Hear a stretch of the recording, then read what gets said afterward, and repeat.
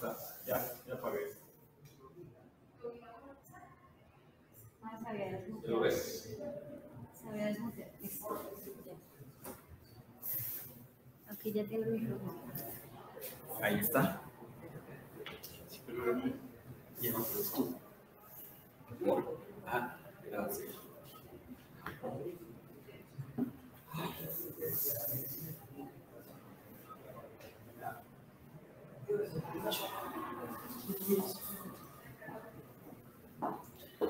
Solo que no está proyectando la presentación. Sí. Yo creo que vamos a tocar ir para allá. Ah, ahí está proyectando. Sí, ya. Sí. Hola, ¿qué tal? Buenas tardes. ¿Cómo están? Mucho gusto. Mi nombre es Juan Carlos Martínez Andrade. Yo soy Oscar Figueroa. Y mi nombre es Carolina Márquez. Esta mesa es un intento por hablar sobre la evaluación de la gestión local desde un enfoque del pensamiento decolonial. Y bueno, este panel es producto de un esfuerzo compartido por hacer una publicación. En este momento venimos tres de las y los investigadores que estuvimos participando en una publicación que compila diferentes esfuerzos por hacer evaluación desde el punto de vista descolonial. No sé si quieres platicar algo más de eso. Sí, el libro se llama La evaluación de la gestión pública desde un enfoque decolonial. Fue publicado por el Colegio de Tamaulipas en coedición con la Red de Pensamiento Decolonial. Es un esfuerzo en el que investigadores e investigadoras han plasmado distintas perspectivas teóricas y desde diversas experiencias con relación al tema, que no deja de ser relevante justamente por el momento en el que nos encontramos, desde una perspectiva crítica, replanteando la manera en la que hacemos planeación y evaluación de política pública orientada particularmente a ciertos grupos vulnerables y de manera muy particular con pueblos indígenas. Y bueno, en ese sentido yo creo que cabe señalar que esta es una primera discusión que estamos planteando. Sin embargo, bueno, el tema da para mucho y esperamos que les sirva, les sea útil, les ayude a repensar algunas de las propuestas que ustedes se están realizando. Y pues que sigamos la discusión en otros entornos también. Entonces, sin más, yo creo que comenzamos con la primera presentación. En este caso yo les voy a hablar sobre una propuesta, una vía para descolonizar desde la concepción de revaloración de la vida. Y bueno, yo creo que me voy a parar para estar con el dispositivo. ¿Esto no es? Sí. Excelente. Bueno, pues como les comentaba, en este caso yo les traje una propuesta para hablarles de la evaluación desde el punto de vista de la revaloración de la vida, y particularmente pensando en las comunidades indígenas. Voy a tocar 3 puntos para como compilar. El primero tiene que ver con pensar más allá de la cuestión meramente operativa. Me parece que para descolonizar tenemos que replantearlo desde el punto de vista epistémico y ver cada uno de los componentes de la evaluación de política desde su diseño hasta su ejecución. Entonces, bueno, para pensarlo a nivel epistémico, yo les voy a presentar una propuesta desde el punto de vista descolonial que nombra revaloración de la vida. En el segundo punto les voy a hablar pues, de unos criterios mínimos para un proyecto de pluralización de la evaluación. Y en el tercer punto ya cómo sería esta cuestión de evaluar la política pública desde las comunidades, al menos en este primer saque. Y bueno, con respecto a la disputa epistémica, sabemos ahorita que en México particularmente es el país con mayor población indígena a nivel Latinoamérica. Representa parte, digamos, como más del 20% de la cantidad total de la población, según el Banco Mundial. Sin embargo, hasta la fecha no ha habido ningún proceso, digamos, como de evaluación de política pública planteado desde el punto de vista de las comunidades y tampoco considerando como toda su participación más allá como meros invitados, sino en todo el proceso de diseño, y eso pues no aparece como tal. Entonces, por eso esta propuesta va un poco pensando a pluralizar el ejercicio de la evaluación, pensando la posibilidad de las comunidades indígenas como agentes de cambio, como agentes en todo este proceso. Entonces, algo que sí es muy importante como poner en el juego es dar cuenta que cuando se considera la disputa epistémica, pues se puede dar cuenta de que hay una disputa, un debate con relación a la vida y cómo se gestiona. Entonces, por eso es importante también retomarlo, digamos, en el ámbito de la evaluación, porque la cuestión, digamos, epistémica tiene que ver con la forma en que se concibe la realidad, con la forma en que se considera un criterio de verdad, y por eso a veces genera esto disonancias cuando se genera una propuesta que está por fuera de la vida o por fuera de la realidad de muchas comunidades, que no, los conceptos, la lógica, la organización de la evaluación, pues no se compagina, no es afín, digamos, a lo que ellas y ellos viven como comunidad.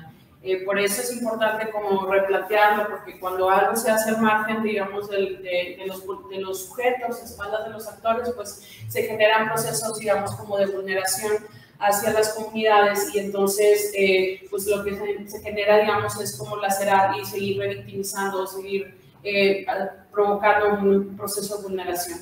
Entonces, bueno, pensando en eso, las comunidades indígenas, al menos en México y en otras partes, están protegidas por un marco jurídico a nivel internacional que particularmente tiene que ver con la declaración también de la ONU, y por ahí el artículo 169 de la OIT, que resguarda el derecho a la autodeterminación. Entonces, si bien ahorita este proceso es como algo muy germinal, muy inicial, esta propuesta de evaluación de política pública desde las comunidades, pues este marco jurídico a nivel internacional permite o abre la pauta para que podamos hablar también de la autodeterminación dentro de las comunidades, pensando de que, bueno, hay un reconocimiento jurídico que está inacabado, que hay que como ahondar más para poder dignificar la vida, porque finalmente siguen siendo descalificados como agentes de cambio, como interlocutores capaces de cambiar los parámetros para evaluar la política pública. Entonces, bueno, cuando les hablo, digamos, de replantearlo, es pensando, digamos, en un proceso de revaloración de la vida, que es una propuesta que yo hice hace unos años, en 2016, y que implica reconocer la dignidad y la sostenibilidad de todas las corporalidades que han sido sistemáticamente dañadas. Y por corporalidades, en este caso estoy hablando, sí, hombres, mujeres, intersexuales, personas no binarias, pero también comunidades y otras formas de vida no humanas que son vulneradas a raíz de las prácticas del ejercicio económico y político. Entonces, en ese sentido, la revaloración de la vida está enfocada a acuerpar distintas acciones que se encaminan, digamos, no nada más a la resistencia, sino a generar un proyecto mayor que permita trascender a la resistencia y materializar un proyecto común para poder entonces resignificar, como dignificar la vida, el valor de la vida en sentido político, y entonces poder replantear la interlocución con agentes del Estado, del mercado, para poder entonces dignificar y poder hablar como en otras condiciones, ¿no? Entonces, en ese sentido, para hablar de revaloración de la vida, tendríamos que partir de una colectividad particular con sus condiciones específicas, reconociendo la vulneración hacia sus cuerpos y también hacia el ecosistema que regularmente suele también ser vulnerado, pero tiene como precondición que haya una memoria viva por parte de estas comunidades que den cuenta, digamos, de los procesos históricos, para que puedan entonces apropiarse de su propio proceso y que puedan apuntalarlo encaminarlo hacia otros términos, ¿no? Entonces, pensando, digamos, en el tema ya de la evaluación propiamente, la evaluación es una vía estratégica para generar o fortalecer el proceso de evaluación de la vida, y puede ayudar, digamos, como a menguar, digamos, como estas diferentes fuerzas que se generan, digamos, en el entorno político, que hacen que a veces se subsuman los intereses de las comunidades a intereses que a veces no corresponden a su realidad y a sus necesidades sentidas, ¿no?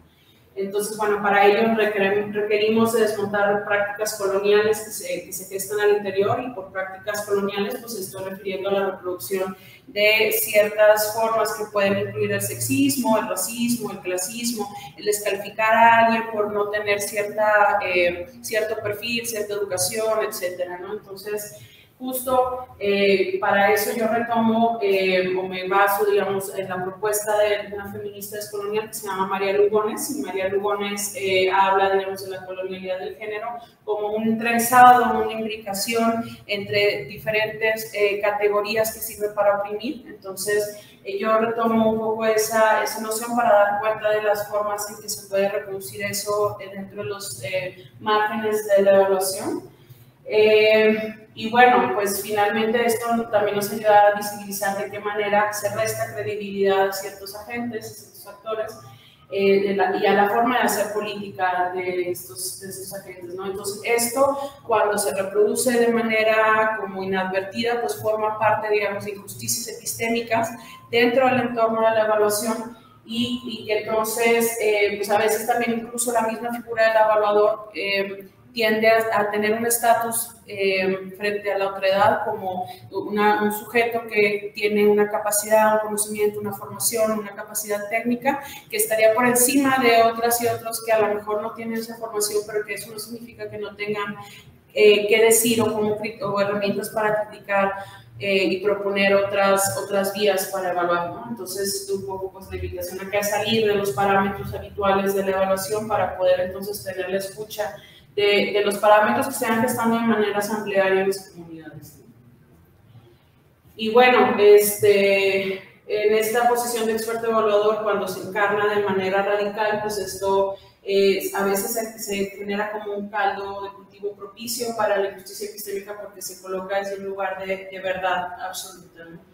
Y bueno, pues un poco pasando al segundo punto, en este caso les traigo lo que es los criterios mínimos para polarizar la evaluación, ¿no?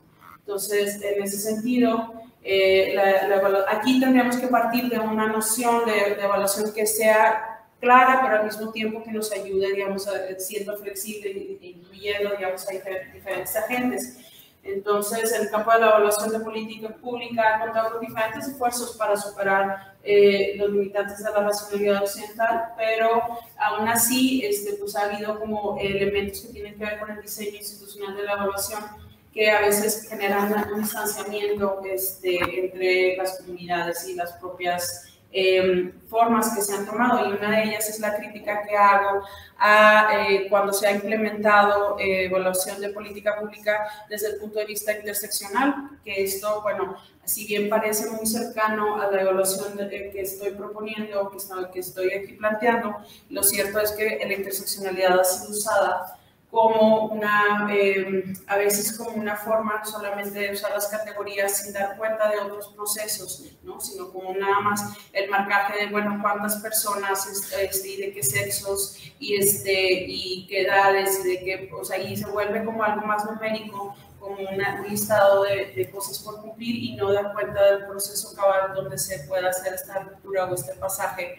hacia la descolonialidad. Entonces, un poco aquí lo que les comparto también es como unos puntos ciegos acerca del enfoque interseccional haciendo una crítica y para poder como plantear otra cosa, ¿no? Entonces, en el primer punto es que este tipo de propuestas están orientadas hacia una cuestión, digamos, como una demanda de igualdad, sobre la cual se han construido, digamos, diferentes innovaciones, tanto en procesos tal vez monofocales como algunos otros que son interseccionales. Entonces, acá un poco la crítica es que son este proceso de plantear la igualdad como un propósito final, lo que generaría es seguir reproduciendo la dicotomía igualdad-desigualdad, cuando me parece que tendríamos que plantear en otros términos y no necesariamente pensar en términos de igualdad jurídica o igualdad en términos económicos, una aspiración de la evaluación. Me parece que se puede como llevar hacia otros lares, ¿no? El segundo punto tiene que ver con una definición de interseccionalidad construida solamente desde el punto de vista culturalista, que no da cuenta de otros elementos que están en juego, desde el punto de vista económico, desde el punto de vista ecosistémico, inclusive político, que están en juego, no nada más en una lucha entre identidades, sino todo lo que tiene que ver con esta cuestión económica, ecosistémica y política.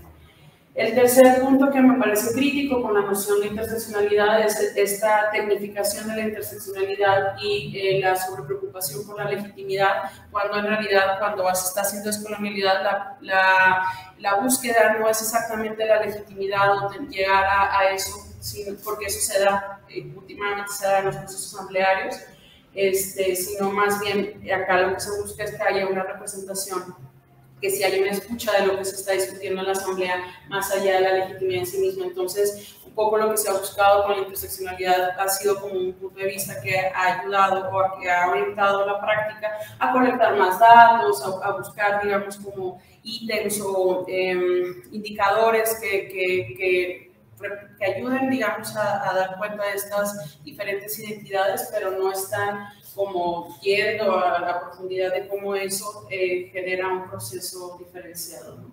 Entonces, bueno, un poco desde este punto de vista la idea sería como superar las dicotomías jerárquicas que causan esta reproducción del trato deshumano a raíz de la colonialidad del género y bueno, que justo en el caso de la evaluación de política pública lo que generaría es pues seguir reproduciendo injusticias epistémicas que tienen que ver con cómo se concibe la evaluación, cuáles son los criterios, qué es lo que es legítimo acá. Entonces un poco es tratar de salir de esa lógica para poder dar cuenta de otros alcances, ¿no?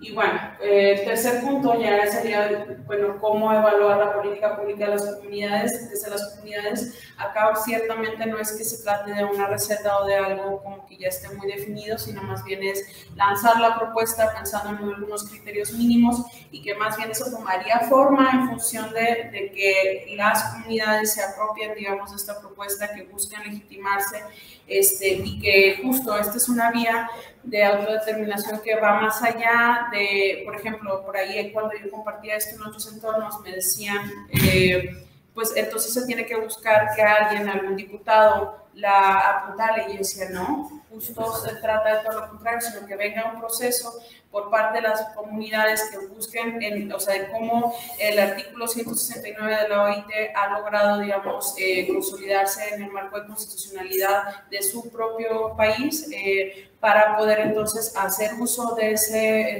marco legal y poder entonces ir apuntalando esto como una cuestión que forma parte de su autodeterminación política. Entonces, pensando en eso, pues cuando la continuidad de este campo en el que nos encontramos, donde se busca regularmente lugares, digamos, como especialistas, etcétera, pues se empieza a legitimar otras formas, otras voces que también tienen algo que decir con relación a esto.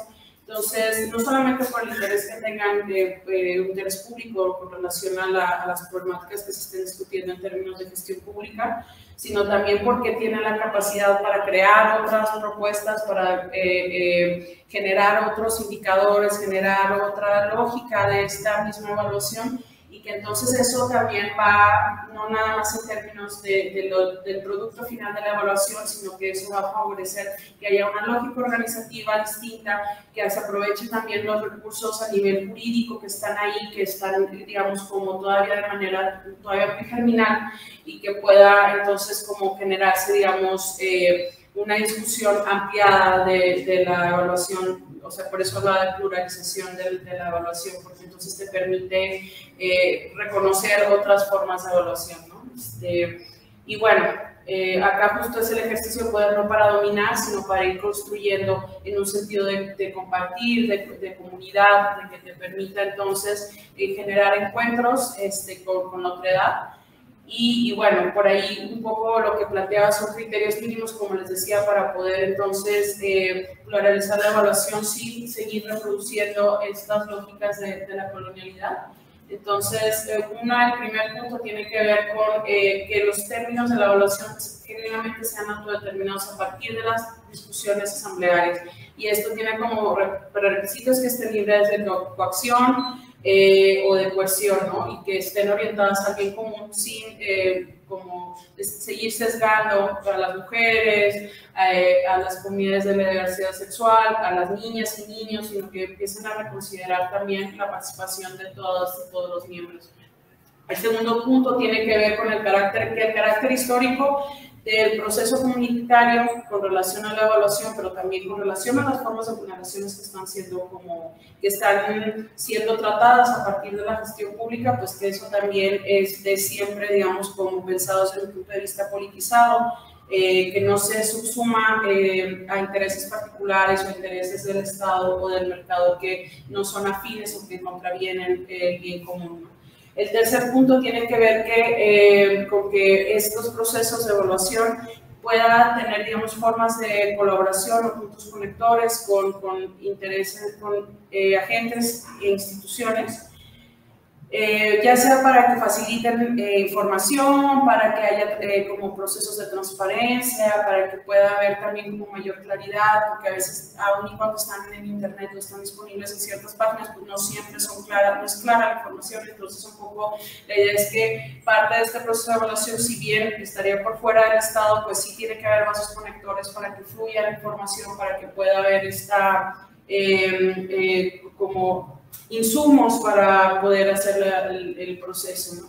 Por ahí, bueno, pues el cuarto punto tiene que ver con que haya, digamos, criterios que sean autodeterminados, pero eso no significa que no pueda haber, justo lo que les decía en un momento, vasos conectores con experiencias, saberes, conocimientos teóricos, técnicos, conceptuales, etcétera, de otras, ya sea de los mismos evaluadores que tradicionalmente han estado como gestando, digamos, productos, sino pues también puede venir de los mismos gestores públicos que por ahí pueden tener perspectivas que no siempre son como tan asequibles para las comunidades. Entonces por ahí un poco la idea es que los criterios puedan entrar en diálogo también con estas otras formas de conocimiento más occidentalizado, más tradicional, más técnico, para que pues pueda haber justo como buenos conectores, ¿no? Y el quinto punto es que pues en este proceso, digamos, entre la evaluación de las comunidades y agentes del Estado, que son gestores, etcétera, pues pueda haber, digamos, como un diálogo y que pueda haber una especie de intercambio sin que necesariamente las evaluaciones de las comunidades se subsuman a los intereses del Estado o a las lógicas como tal. O sea, me parece que tienen que tener como un grado de autodeterminación y de una independencia en muchos sentidos, en el sentido político incluso, para que pueda guardar su legitimidad y pueda como seguir como construyéndose formas que abonen, si bien que abonen el Estado, que puedan como hacer que circulen otras maneras, pero no cayendo en la subsunción o hacer, digamos, como una evaluación que esté a modo, ¿no? Para las pues sí, para las instituciones, ¿no? Y bueno, pues por ahí yo creo que esta ha sido como una presentación muy breve. Por ahí el capítulo lo pueden consultar en el libro que ya les compartimos, y les cedo la palabra a mi colega Juan.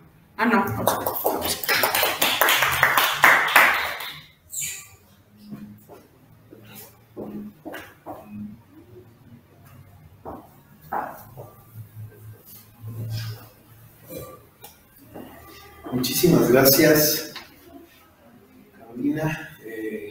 Gracias a mis colegas y a los organizadores del Congreso por la oportunidad de poder compartir con todos y todas ustedes, y a los que están aquí presentes también, esta experiencia. Y finalmente, lo que les voy a presentar ahora es un poco la idea general de la tesis del capítulo de mi autoría, Gobernanza y Soberanía de Datos Indígenas desde la Planeación y Evaluación por una óptica decolonizadora.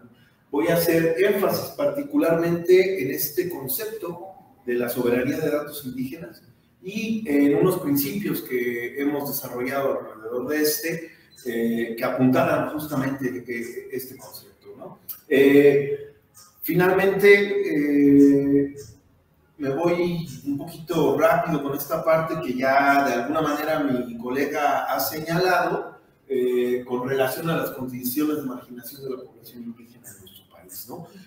Juan también lo comentó y bueno, no voy a profundizar en esto. Lo que les comparto en esta imagen es básicamente pues para que se haga el contraste, ¿no?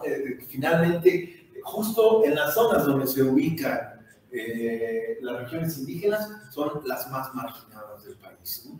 Yo soy profesor investigador en el Colegio de Postgraduados en un área de estudios del desarrollo rural y desde hace 20 años mi experiencia ha sido en comunidades marginadas, en zonas rurales del país y finalmente resultan comunidades indígenas, ¿no? O sea, Oaxaca, un poco Guerrero, Península de Yucatán, etc. Pero lo que quiero compartirles aquí es, a manera de justo este referente, pues dentro de las poblaciones de mayor marginación en nuestro país, en el caso de México, pues los pueblos indígenas son los que se encuentran en estas condiciones, ¿no?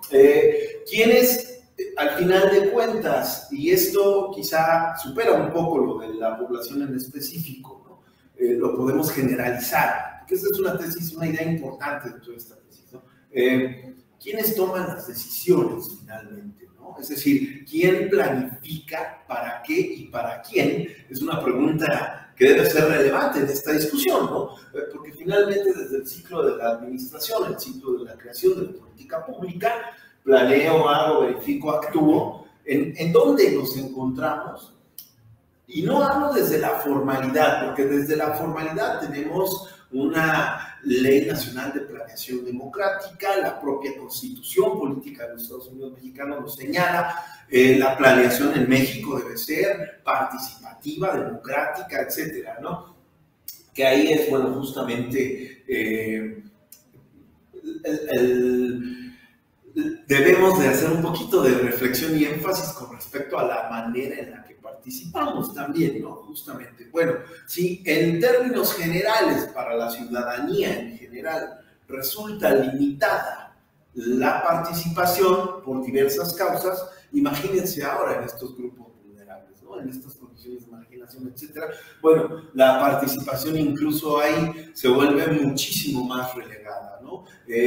La manera en la que participan de la toma de decisiones sobre la política pública, entendida esta como los planes, los programas, los proyectos, si bien de repente se ha querido señalar que hay mucho más apertura, con esta administración el INPI hizo un ejercicio muy interesante de consulta, que bueno, también hay que cuestionarnos críticamente.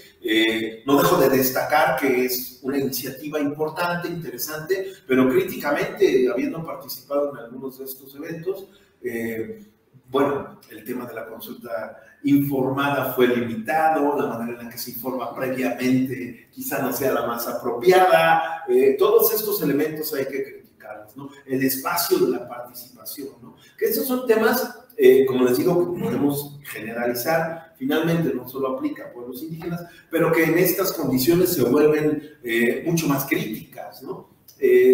Un espacio en el que durante 4 o 5 horas 400 individuos tengan que tomar una decisión, se vuelve complicado, ¿no? Es decir, desde un planteamiento de participación deliberativa, así, bueno, no hay espacio finalmente para una deliberación como tal, ¿no? Este tema de la escala es muy importante. Bueno, vuelvo un poco a esta parte porque finalmente durante todo el proceso, y este es otro de los elementos importantes que me parece de repente se nos escapa, porque hablamos a veces de evaluación, a veces de planeación, pero al final es un mismo ciclo.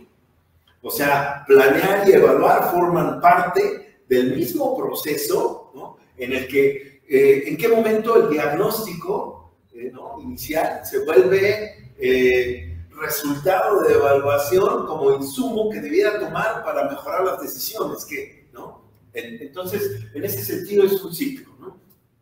Me parece que también esta práctica de disociar ese ciclo resulta en algunas limitaciones, ¿no? O sea, ¿quién planifica? ¿Quién evalúa? Luego, los dos momentos pues que en términos generales se pueden señalar como parte de este proceso de evaluación, la evaluación que más bien se reconoce como monitoreo o seguimiento durante la implementación y la final, ¿no? Es decir, una que es mucho más de la cuestión operativa, mientras se implementa el programa, el proyecto, es la política pública en general, la intervención, y que justamente está orientada a tomar decisiones en el corto plazo. Es decir, la idea de monitorear no es para tener un informe muy bonito al final, sino para que podamos tomar decisiones de ajustes en el momento. Y la evaluación que se hace al final, si ya de resultados en sus 3 niveles, producto, efecto, impacto, que sirva de insumo, ¿no? Lo que pudo haber sido en un momento anterior el diagnóstico, para hacer los ajustes relevantes. Bueno, en teoría así debería ir el ciclo, ¿no? Pero, ¿quiénes participan? ¿De qué manera participan? Se vuelven preguntas fundamentales. Y cuando lo vemos reflejado, ahora sí ya, hacia poblaciones con características de marginación tal como son las poblaciones correspondientes a los pueblos indígenas, es evidente que existen prácticas paternalistas que, me atrevo a decir, de alguna forma, terminan, o podríamos catalogarlos incluso como racistas, ¿no? En ese sentido, por eso decimos, desde esta perspectiva de colonial, es importante reconocer primero que estamos tomando decisiones por ellos y ellas, que estamos haciendo evaluaciones desde nuestros paradigmas, desde nuestras cosmovisiones, que si bien ciertamente no descarto la relevancia del evaluador o la evaluadora externo, con puntos de vista no sesgados, etc., pero hay un sesgo ahí. Cuando estamos hablando más en este proceso del monitoreo, ¿no? Por ejemplo, ¿quién debe construir los indicadores para que sirvan finalmente en términos de tomar decisiones de mejorar y de cambiar cualquier programa, cualquier proyecto, ¿no? Pues las comunidades, los pueblos indígenas, la ciudadanía, en este caso en particular los pueblos indígenas, debiese de estar participando activamente, ¿no? Desde que planificó en el monitoreo y finalmente en la evaluación, ¿no? No solo como informantes. Cuando hablamos de planeación y evaluación participativa, comúnmente, no digo que siempre, pero comúnmente lo limitamos a ser informante, ok, si ven en una dinámica, no sé, incluso lúdica, si tú quieres, activa, etcétera, pero finalmente eres un informante, ¿no? Entonces, ¿en qué medida permitimos que los pueblos indígenas participen en todo este proceso? Pues es de suma importancia hacernos estos planteamientos, ¿no? Entonces, a manera de conclusión de esta primera parte, primero, debemos de estar atentos a no disociar este ciclo de planeación y evaluación, y más si le sumamos el componente de aprendizaje. Porque el aprendizaje se da en tanto durante este proceso existe reflexión, existe deliberación, nos cuestionamos críticamente lo que estamos haciendo. No desde afuera, porque entonces ¿quién aprende? Entonces yo como evaluador he aprendido mucho haciendo evaluaciones, ¿no? Pero finalmente, por mucho que trato de un trabajo de campo limitado a una semana, no sé cuánto más puedes estar trabajando en una comunidad, un mes quizá, pueda detonar esta reflexión, ¿no? Cuando lo que debemos de propiciar es que sea permanente durante todo el ciclo. Lo que debemos de respetar justamente es esto, ¿no? Sí, hay limitaciones, voy a llegar a eso, que es justo donde debemos de estar trabajando en términos del desarrollo de ciertas capacidades, de la creación de cierta infraestructura física, pero también competencias, capacidades, habilidades, ¿no? Particularmente en el caso de los pueblos indígenas, ¿no? Bueno, en todo este proceso, el elemento central, siguiendo una lógica como la que les presento aquí, digamos, quizá no central, pero sí primario, son los datos, ¿no? Los datos permiten, en tanto son estructurados y sistematizados, información. Y la información, cuando se reflexiona, ahí está el aprendizaje, o estos procesos, genera conocimiento. Y uno puede decir que eventualmente conocimiento, con un grado de reflexión más profundo, concientización, aprehensión desde una perspectiva freudiana, si quieren, genera sabiduría. Entonces, en este proceso, el punto de partida son los datos. Por lo tanto, quien colecta, procesa, interpreta los datos, pues tiene mucho que, digamos, se le pone mucho en esta interpretación, en esta distinción de qué sí colecto, qué no, con qué fin, etcétera, pues le imprime justamente a los datos esta naturaleza que finalmente se traducirá en estos elementos, ¿no? ¿Con qué fin? Bueno, eso también resulta variado, ¿no? Depende del grupo de actores, ¿no? Los datos entonces se procesan, existe este razonamiento, estos ejercicios de razonamiento y reflexión, pero finalmente son los datos definidos como la representación simbólica del atributo, la variable, que pueden ser cuantitativos o cualitativos. Porque esta es, digamos que una distinción que a veces genera ciertas, bueno, como percepciones distintas, ¿no? Porque comúnmente pensamos en datos siempre en números.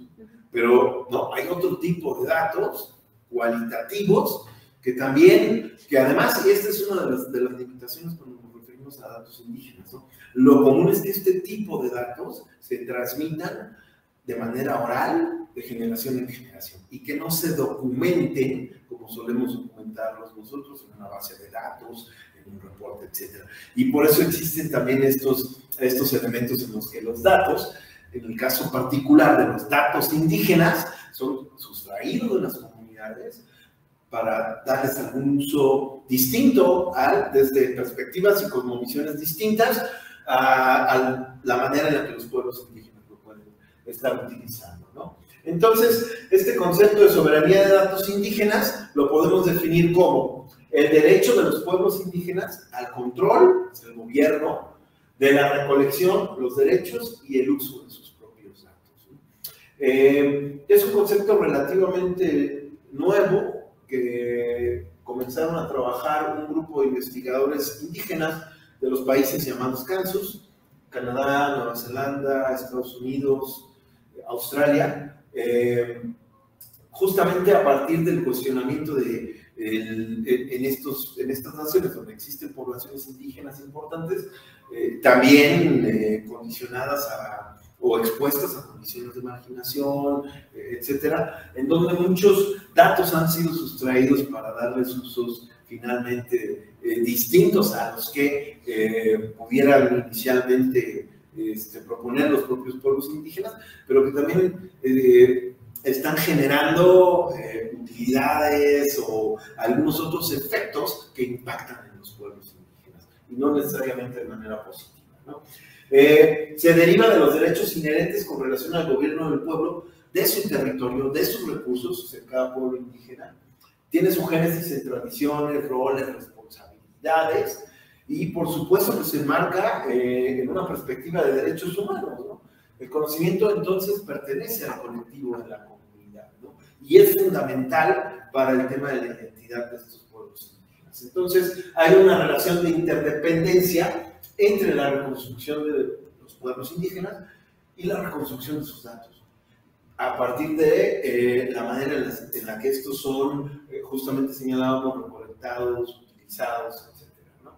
Entonces, podemos encontrar distintas temáticas en las que los datos son utilizados con implicaciones diversas que escapan al control de los pueblos indígenas, ¿no?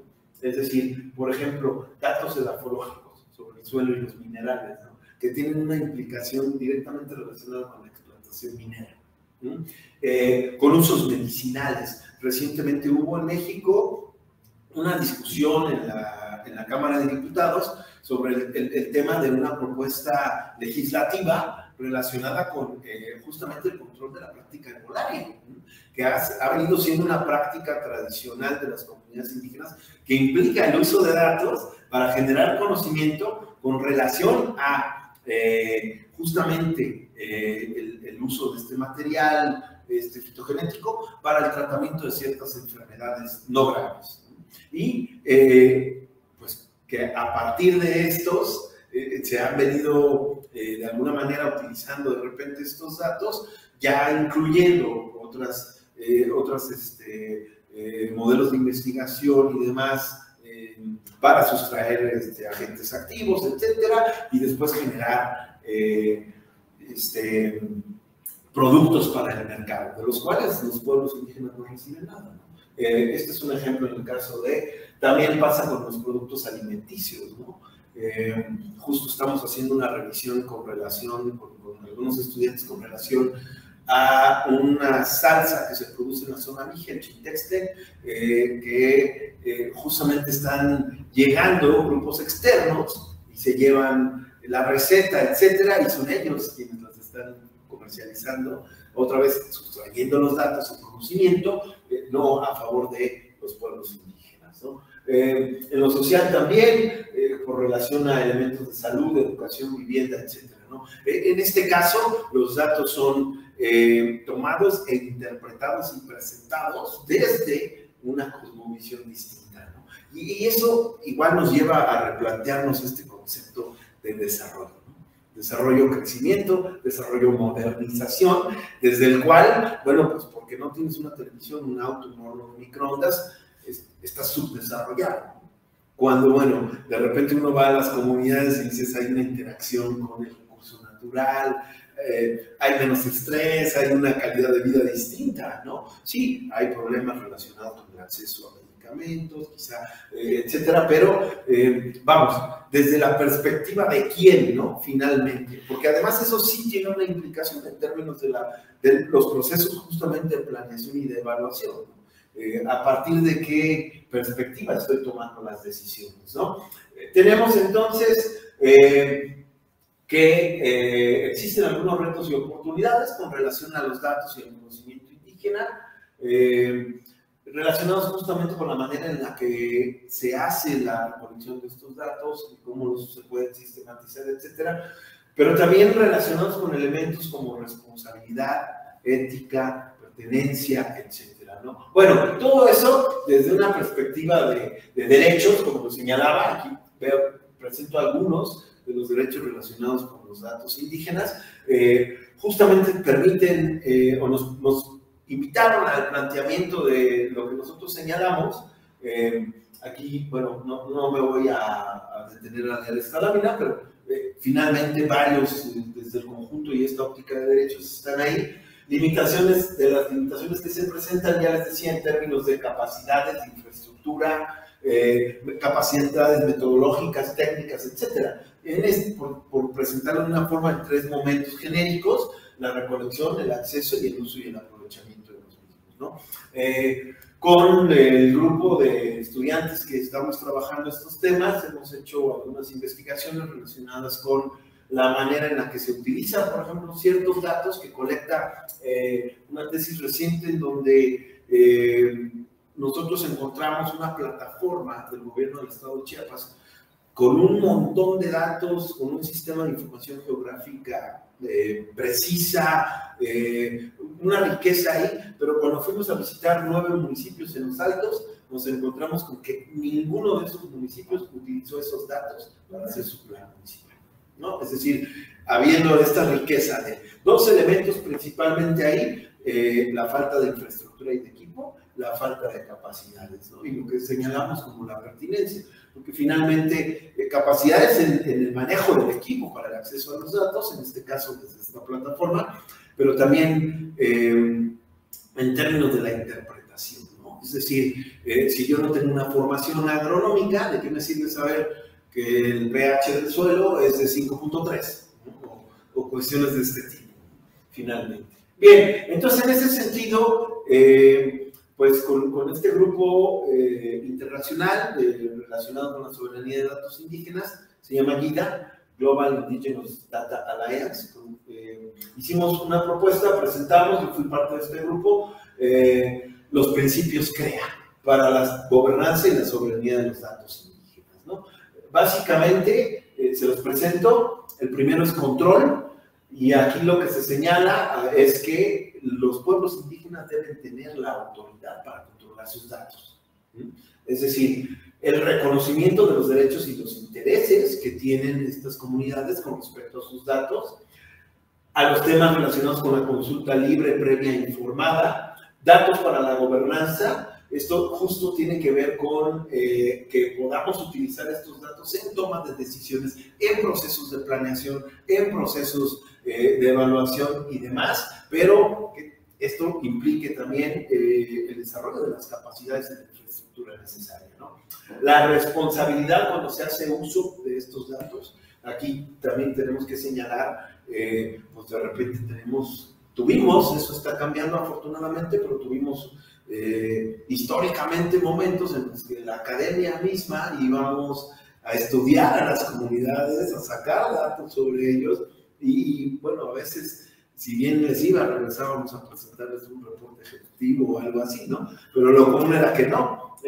Finalmente, hacíamos una interpretación desde nuestras perspectivas y nuestra formación, etcétera, ¿no? Entonces, hay que ser responsables en la manera en la que presentamos estos datos, los interpretamos, porque la idea sería hacer un esfuerzo para desarrollar relaciones positivas, la confianza, el entendimiento mutuo con los pueblos. Y entonces, en este sentido, este proceso de interpretación mutua, de liberación también, ¿no? Con respecto a, es importante, para ampliar capacidades y para darle una mayor proyección, relevancia y reconocimiento a los idiomas y a las cosmovisiones indígenas. Por supuesto, desde una perspectiva ética, es el tercero de los principios ética, que minimice daños, que maximice beneficios a los pueblos indígenas, por la justicia y con proyección hacia el futuro, ¿no? Finalmente. Y lo último, y no por eso no más importante, el aprovechamiento para el beneficio colectivo, ¿no? O sea, ¿en qué medida estos datos permiten desarrollo inclusivo? Bueno, hablamos o solemos ahora hablar más que de desarrollo de bienestar, ¿no? Bienestar inclusivo, la innovación, que mejore la gobernanza, el compromiso ciudadano. Aquí justamente donde está inserta esta parte de planeación y evaluación, es la participación en este ciclo, y que nos permita la obtención de resultados equitativos, ¿no? Justamente entonces estos principios permiten desde la responsabilidad y la ética generar lineamientos institucionales. Estamos trabajando nosotros en el Colegio de Postgraduados para presentar una propuesta con relación a ciertos lineamientos que la institución sugiera a sus investigadores e investigadoras cuando trabajen con pueblos indígenas, para hacer un uso responsable de esos datos y de manera ética justamente. Protocolos de acceso también, existen ya iniciativas muy fuertes a nivel internacional, respaldadas por estos protocolos como el de Nagoya, en el que se están desarrollando etiquetas, ¿no? Para estas cuestiones de trazabilidad de lo que tenga que ver con algún dato relacionado con material fitogenético, así, que venga desde pueblos indígenas, ¿no? Y lo que corresponde al control y justamente el aprovechamiento que permite esta gobernanza y desde perspectivas y códigos indígenas, ¿no? ¿Cuáles son los retos que encontramos? Los puse así, no es fortuito, en términos generales, porque les decía, finalmente, esta cuestión de la participación en este ciclo de planeación y de evaluación, los procesos deliberativos, etcétera, pues debería de aplicar a todos, ¿no? Por supuesto, este énfasis en los pueblos indígenas, pero finalmente el desarrollo de capacidades, competencias que incluyan capacidades que promuevan la participación activa, el diálogo, la deliberación, la escucha activa, etcétera. Está siempre el reto de los protagonismos políticos, de los protagonismos personales, los intereses de grupos personales, la creación de confianza, de capital social, comunidades de aprendizaje y reflexión, ¿no? Y de manera particular con relación a los pueblos indígenas, hay un reto muy importante en esta dinámica planeación y evaluación relacionada con la armonización del sistema de usos y costumbres, ¿no? Es decir, nosotros estuvimos revisando en un trabajo de investigación que se hizo en la Sierra Juárez de Oaxaca, justo cómo se podía dar esta armonización entre la planeación que se tiene que hacer por ley, de acuerdo a la ley orgánica municipal del estado de Oaxaca y todos los estados del país. Tenemos el municipio o el ayuntamiento que entra, tiene 3 meses para hacer un plan municipal de desarrollo, que es el que aplica 3 años. Bueno, en el caso de ciertos municipios indígenas, las autoridades se eligen por usos y costumbres para periodos de 1 año. Entonces, comúnmente, al que le toca en términos de los trienios, hacer el plan, bueno, pues con la ayuda del propio gobierno del Estado, el instituto los institutos estatales de administración y demás, comúnmente ayudan a hacer esos planes. Pero bueno, el plan se queda ahí porque la continuidad ya no se da, ¿no? Y, por supuesto, relaciones de poder, relaciones de género, etcétera, ¿no? Que también desde los usos y costumbres, pues hay que cambiar, ¿no? Por ejemplo, la manera en la que se permite o no participación de la mujer, de los jóvenes, etcétera, en muchos de los pueblos indígenas es limitada, pues también tendríamos que críticamente pensar en cómo cambiarlo, ¿no? Finalmente, lo que decimos es cómo promovemos una participación que empodere, que concientice, que contribuya a todo esto, que permita el aprendizaje en este ciclo que señalábamos. Bueno, partiendo desde estos enfoques participativos, pero profundizando en la manera en la que hacemos participación, ¿no? Desde la escala más simple que nos presenta Sherry Ernstein, no quedarnos en los primeros 2 escalones, sino en el último, el octavo, ¿no? Y con algunas otras metodologías, como puede ser la evaluación de empoderamiento, ¿no? Que ha promovido recientemente, bueno, en los últimos ya 20 años, David Fetterman, por ejemplo, y que él mismo reconoce, se sustenta en enfoques freirianos de concientización, de críticos, etcétera, ¿no? Y esta tendencia de la evaluación transformativa también, ¿no? Entonces, eso también va a tener una implicación interesante en términos del rol que tenemos y cómo lo asumimos nosotros y nosotros los y las evaluadores y evaluadoras. Y planeadores también, finalmente. Gracias.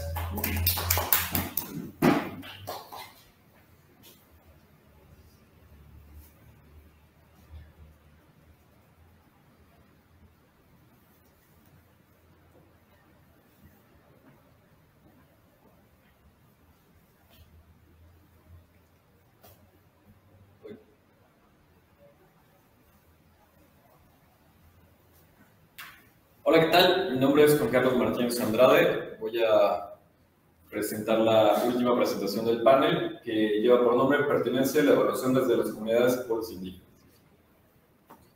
Gracias a los que me antecedieron. Entonces, bueno, en esto lo que les quiero platicar es la unidad de análisis de esta investigación son los municipios indígenas, que hoy por hoy son 2.471 municipios, registrados en 32 entidades federativas, 31 estados, 16. En los 31 estados y la Ciudad de México no tiene municipios, tiene demarcaciones territoriales desde la Ciudad de México. Ahora, lo interesante o de donde surge la investigación es el hecho de que tenemos ya la cuantificación, una metodología establecida para la cuantificación de lo que es el rezago social a través de métricas relativas a las condiciones de vivienda, niveles de escolaridad, niveles de salud, acceso a drenaje, acceso al agua potable, este tipo de cuestiones, que definitivamente afectan la calidad de vida de la gente. Entonces, el índice de rezago social nos lo da el Consejo Nacional de Política, el Consejo Nacional de Evaluación para la Política de Desarrollo Social, y Coneval, y lo interesante es que en México los municipios mexicanos han logrado disminuir en términos generales el rezago social, excepto, este es el polígono de frecuencia del índice de rezago social, y si alcanzan a ver, tenemos como una estela hacia las desviaciones estándar positivas, ¿no? Y esa estela, como lo decía el doctor Oscar, son las comunidades indígenas. Son las comunidades indígenas o son municipios con alta presencia de comunidades indígenas. Entonces, esta estela que queda, este grupo de municipios, que son los que presentan los mayores indicadores en temas de rezago social, definitivamente son indígenas, y esto se debe principalmente, o sea, hay explicaciones, ¿no? Principalmente es porque están ubicadas en las zonas de mayor difícil acceso, por ejemplo, cerrerías, montañas, desiertos, volcanes, ¿no? Y bueno, regularmente los gobiernos han intentado prestar o dotar de servicios públicos a estas comunidades de diferentes formas. Algunos gobiernos estatales, sobre todo, han intentado bajar a las comunidades de las serrerías, de las montañas, han intentado motivarlas a que bajen, ¿no?, de la serrería o de la montaña, y les han intentado crear ciudades, ¿no? Y estos esfuerzos no han funcionado. Y básicamente no han funcionado y no van a funcionar porque la gente o todos tenemos un arraigo a la tierra, a donde nacimos, dicen a donde están enterrados nuestros muertos. Ahora, regularmente está la pregunta, ¿no? Entonces, si viven en la serrería, en la montaña, en el volcán, ¿por qué están ahí, no? Entonces, bueno, hay muchas hipótesis al respecto. Una de las que más hemos mantenido en México es la hipótesis de las regiones de refugio de Gonzalo Aguirre Beltrán, que dice el antropólogo mexicano que cuando llegan los españoles y se dan los procesos de conquista, las comunidades indígenas, algunas tienen interacción con los españoles, algunos son conquistados, otros son asimilados, pero muchos de ellos se empiezan a retirar de los valles, se empiezan a retirar hacia las zonas agrestes, hacia el desierto, hacia la sierra, hacia la montaña. Y por ejemplo, hoy por hoy tenemos la Sierra Mije, Oaxaca, y los Mijes, los Ayuk, ¿no? Ellos se llaman a sí mismos el pueblo jamás conquistado. El pueblo jamás conquistado que se retiró, ¿no?, hacia la sierra y bueno, ahí encabezó la lucha el rey Condoy, que dice la tradición que algún día va a regresar, ¿no?, y a liberar al pueblo Mije. Entonces, tenemos una cuestión ahí interesante con los municipios que presentan los mayores grados de rezago social. Son municipios que están en las serrerías, en las montañas, y de repente la orografía propia de donde están ubicados impide la prestación de servicios públicos.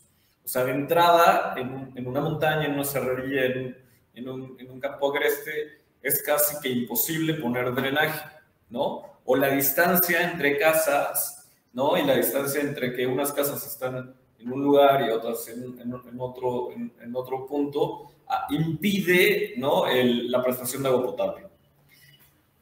Entonces, bueno, esta investigación lo que trata de hacer es rescatar trabajo de campo con dos comunidades indígenas en dos estados diferentes. Uno es Guerrero, la zona de Metlatónoc y Cochopal Grande, que cuando surge Cochopal Grande es considerado por la ONU el municipio con el menor índice de desarrollo humano en México, con niveles de desarrollo humano tales como los de Burundi o África subsahariana. Y el otro, trato de comparar, trato de ver qué sucede en la Sierra Sur de Oaxaca con dos municipios que están igual, como en una zona de serrería. Ahora, la idea del pensamiento decolonial la retomo de Enrique Dussel, quien nos propone, como digamos, una forma diferente de acercarnos al conocimiento, y él lo dice en el método para la filosofía de la liberación como el método analéctico. El método analéctico es hacer el conocimiento pensando siempre desde el otro, siempre pensando, no, regularmente dice Dussel y dicen muchas personas, hacemos la historia, creamos el conocimiento, creamos todo desde el triunfador, ¿no?, desde el campeón, desde el conquistador. Dice Enrique Dussel, desde el ego conquiro, ¿no?, el yo conquisto, ¿no? Entonces yo conquisto, yo aprendo, yo sé, yo enseño.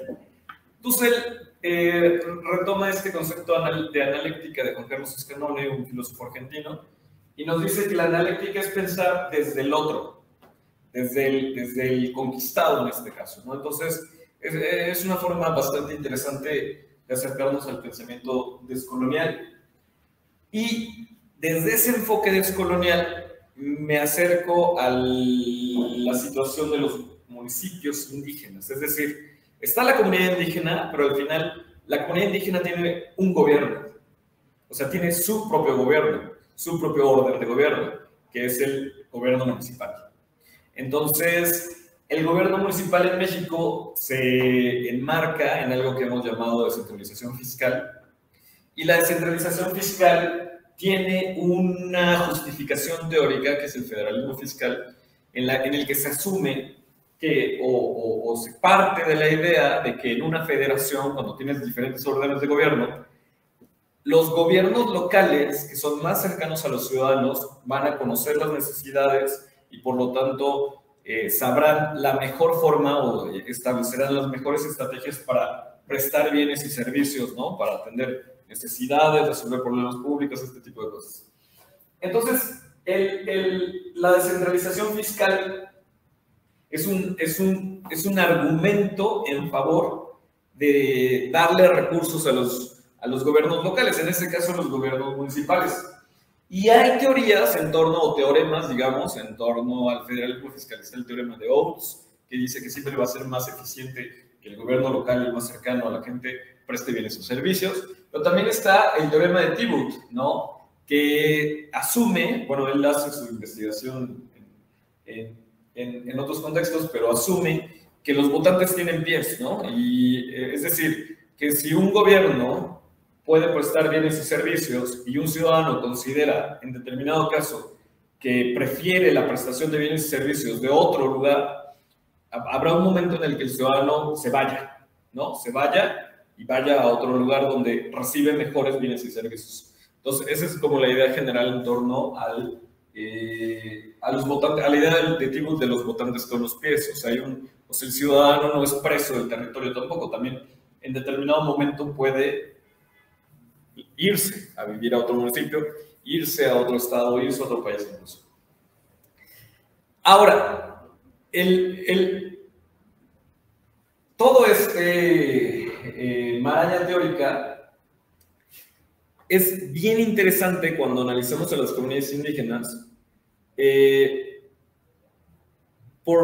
repito, por la cuestión de que presentan los mayores rezagos sociales. Entonces, pareciera que hay una cuestión ahí que no nos estamos percatando. Entonces, me acerco desde Gunnar Myrdal, Premio Nobel de Economía, y él, en su momento, allá por los años 50, el gobierno federal de Estados Unidos le pidió que hiciera una investigación, y la pregunta que le hacen a Gunnar Myrdal, la pregunta que le piden que responda, o sea, la pregunta de investigación que le piden que responda, y Gunnar Myrdal así lo pone en esos términos, en su libro An American Dilemma.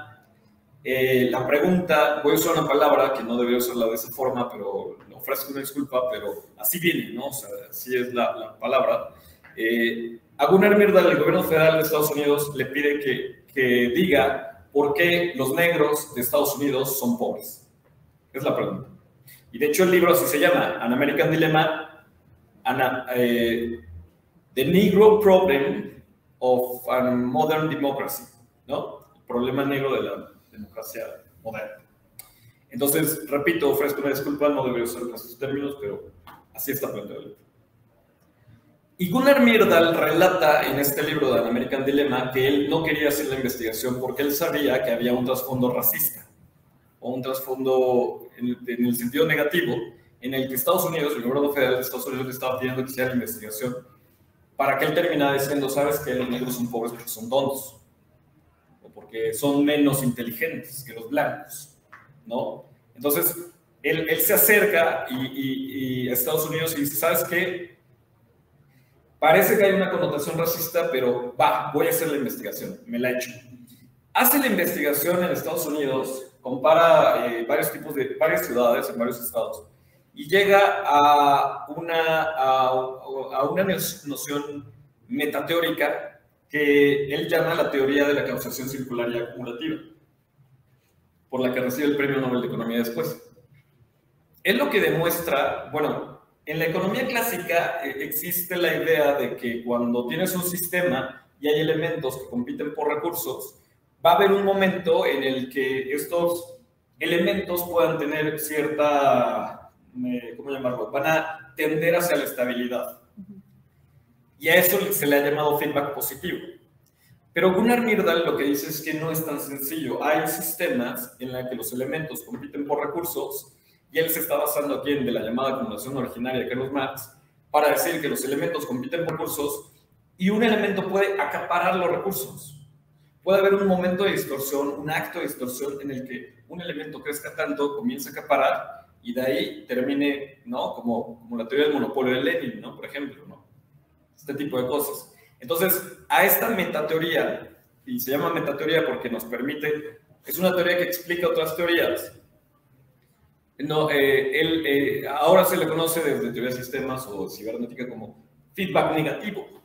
Feedback negativo es cuando elementos compiten por recursos y uno acapara y puede llevar incluso a la crisis del sistema o a la destrucción del sistema. Y entonces lo que Gunnar Myrdal nos explica con esta metateoría es que en Estados Unidos hay comunidades blancas territorializadas, comunidades negras territorializadas, es decir, ubicadas geográficamente en un lugar específico, en momentos específicos.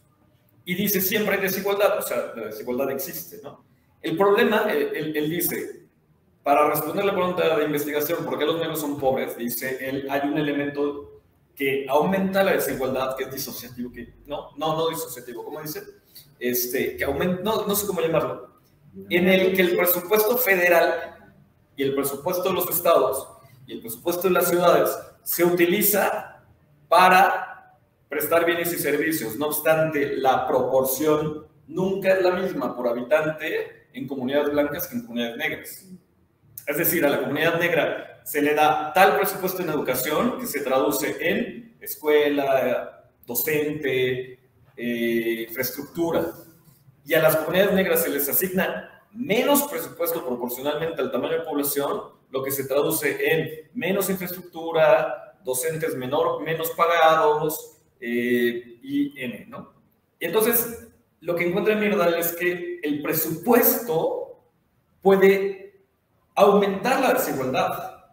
Entonces, ya existe una desigualdad entre el presupuesto que se concentra en aquellos que tienen mejores situaciones, mejores oportunidades, y esto va aumentando la desigualdad. Por eso su metateoría se llama causación, porque es causal, te explica la desigualdad, es circular, porque esto va como cíclico, y es acumulativa, porque cada vez va a ser más grande. Entonces, esta idea del feedback negativo, tomando ya todas estas ideas, la traigo aquí para pensar la relación entre gobiernos municipales y la ubicación y rezago social de los municipios, ya sean capitales de los estados o municipios indígenas, en este caso.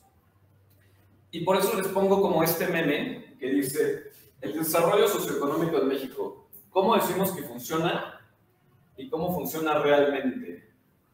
En el que la copa se va haciendo más grande, ¿no? De alguna forma.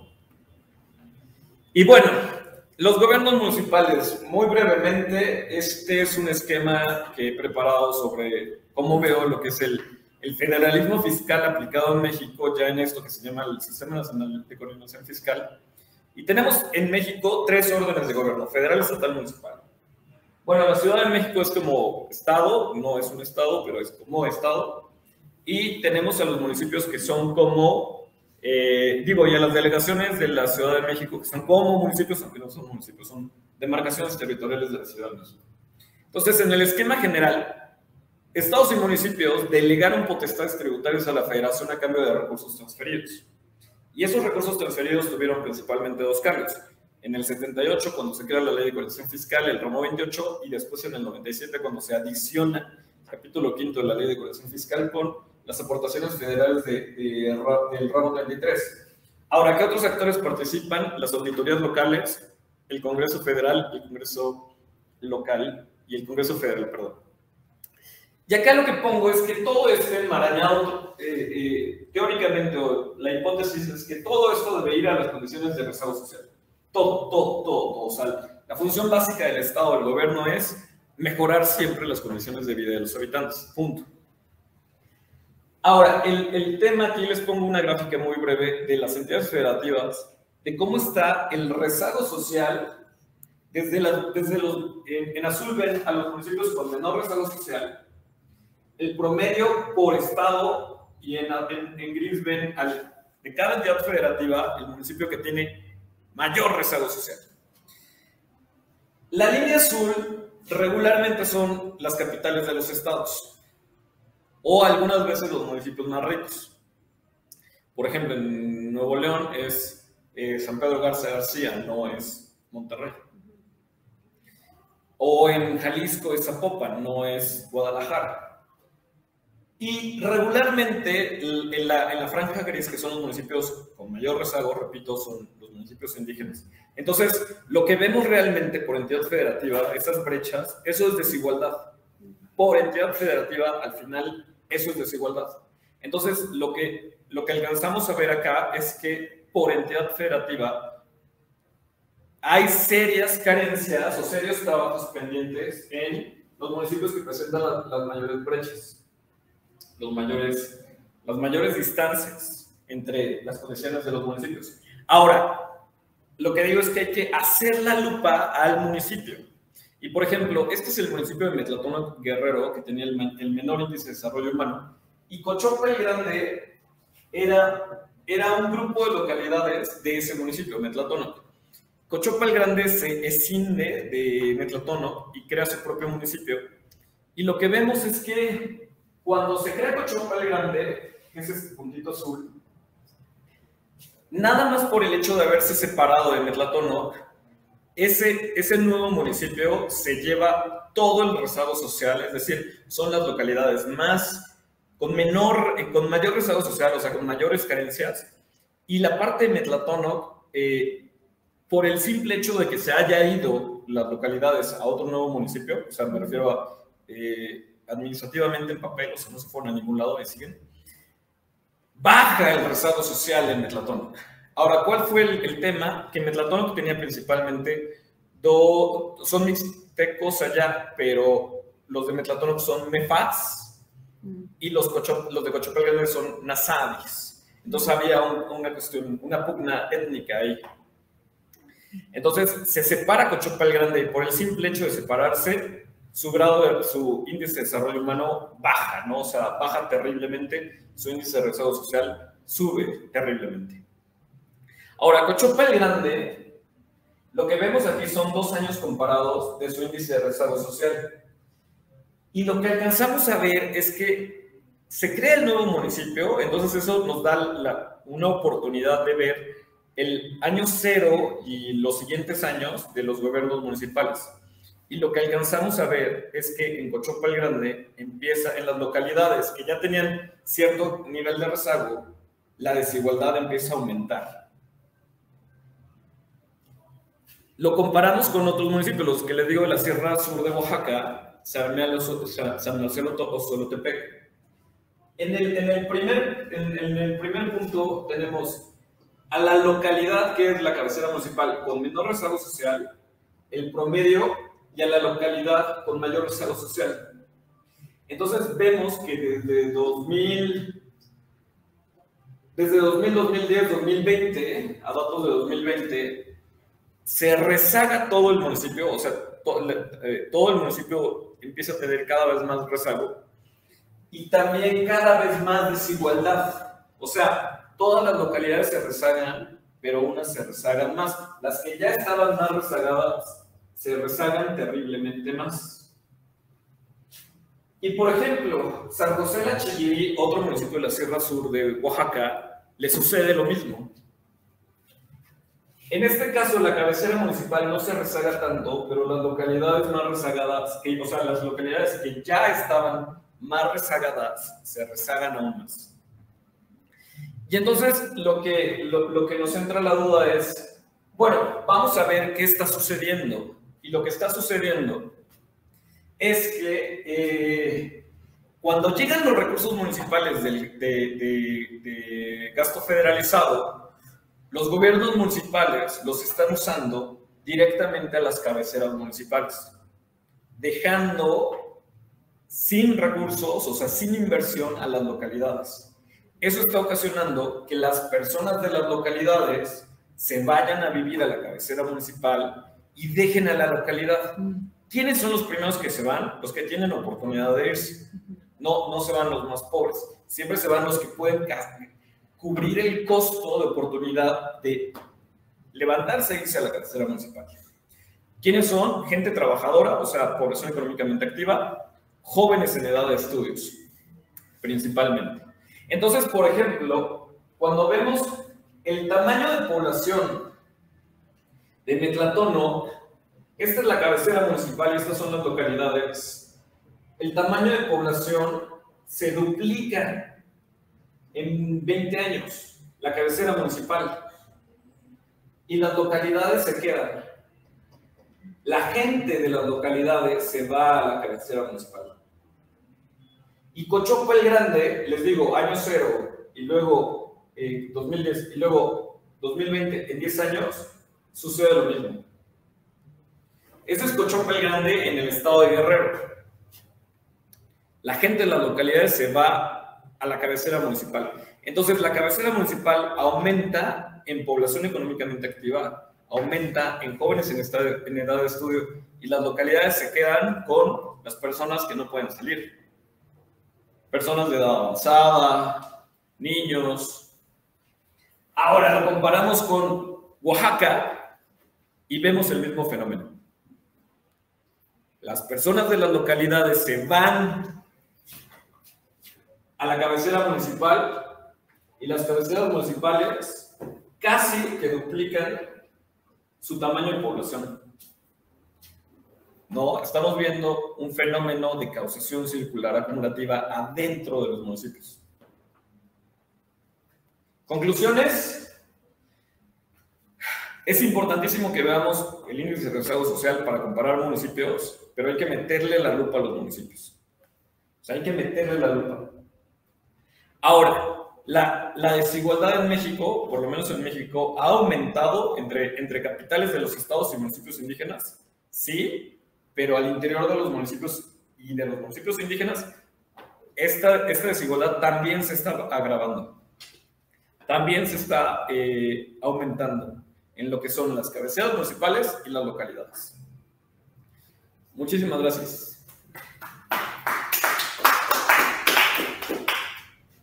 Bueno, tenemos el chat abierto, no sé si hay preguntas o comentarios. O de nuestro auditorio.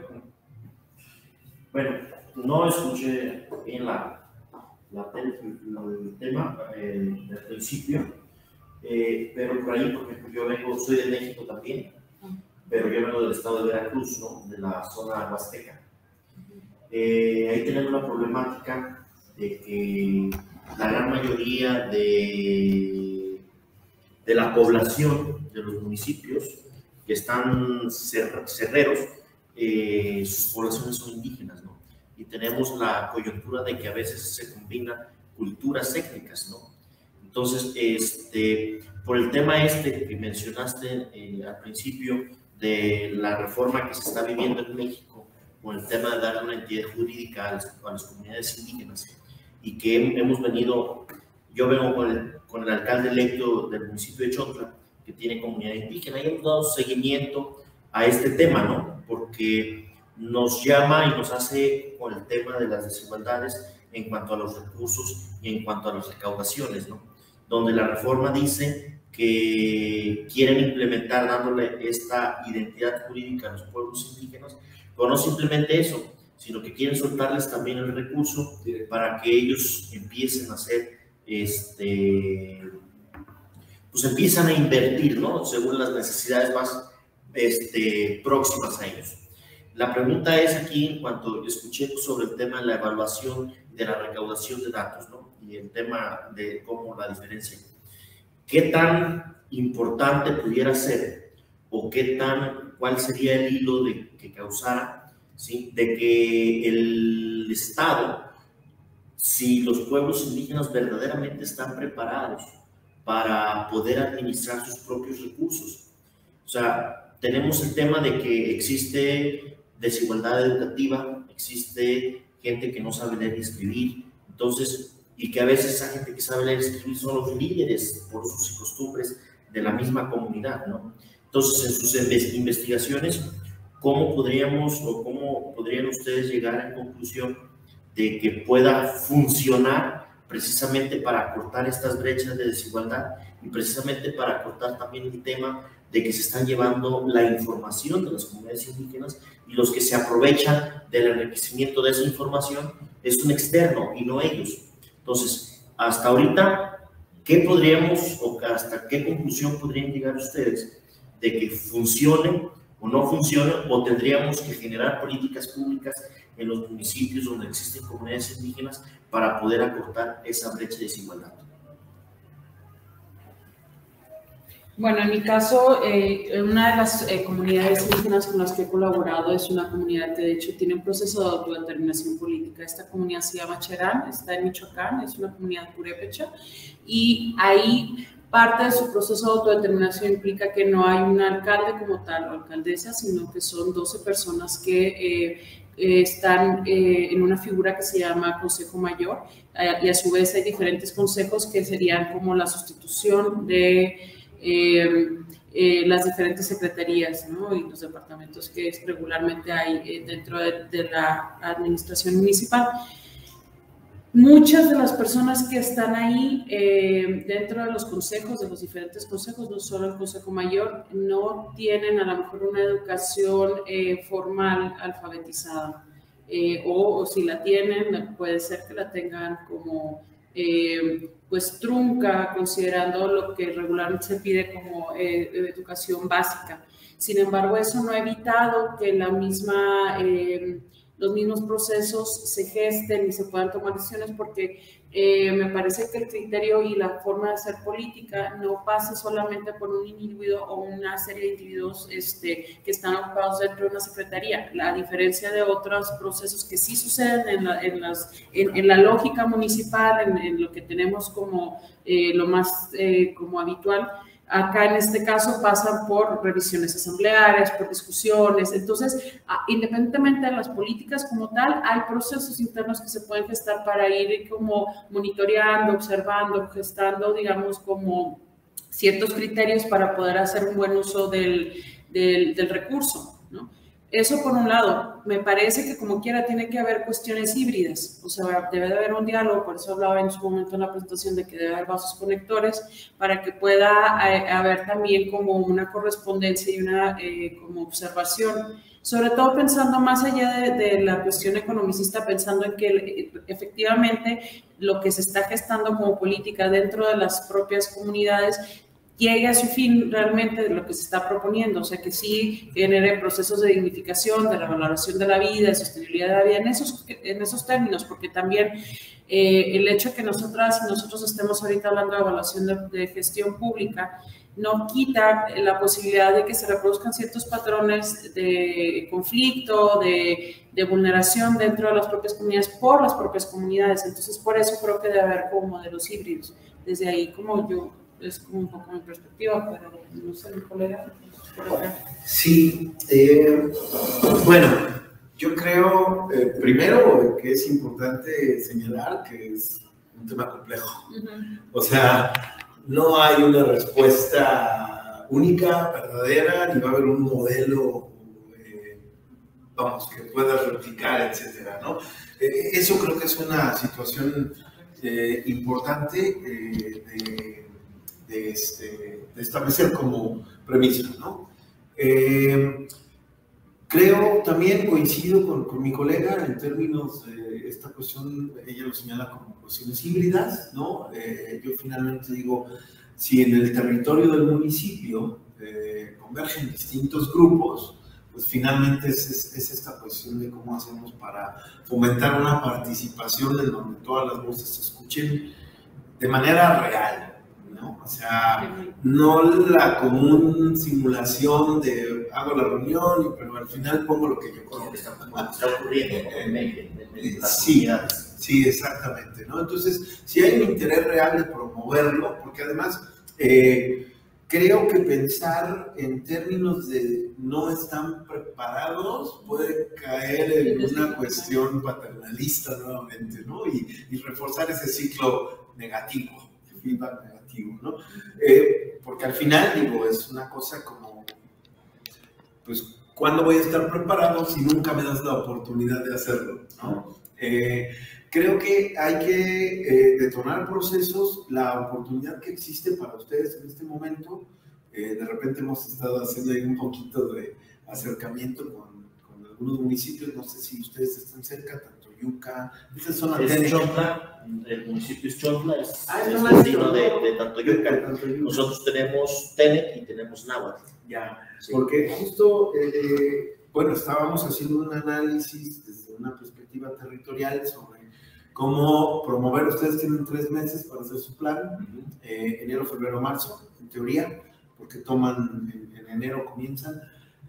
Como en el caso particular de Tantoyuca, por ejemplo, estamos observando territorialmente la distribución y haciendo una especie de un ejercicio de matricial, por así decirlo, en dónde están las localidades, con qué características, pero también en cuanto al eje económico, las cadenas productivas y las cadenas de valor, ¿no?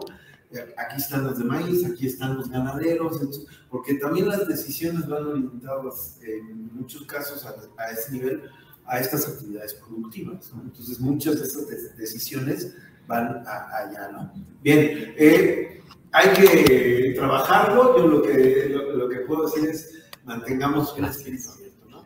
Muchísimas gracias. Pues muchas gracias por acompañarnos en este panel. Les recomendamos que busquen nuestra publicación. Está disponible de manera digital en la página de Analéctica y pues muy amables, por ahí también están nuestros contactos por si tienen alguna otra comunicación o duda. Gracias. Gracias. Gracias, Saludos. gracias. Bueno, ya, a que acabe, no sé si me permiten hacer otra Claro. interacción.